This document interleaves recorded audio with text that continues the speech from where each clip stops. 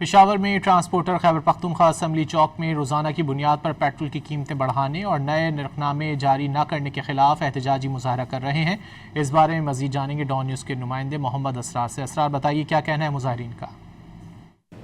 جی بالکل، پشاور خیبر پختونخوا اسمبلی چوک میں ٹرانسپورٹروں کی جانب سے احتجاجی مظاہرہ جا رہی ہے۔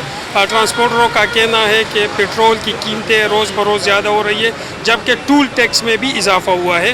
اس وجہ سے ہم احتجاج کر رہے ہیں۔ ہمارے ساتھ ایک ٹرانسپورٹر موجود ہے، ان سے بات کرتے ہیں۔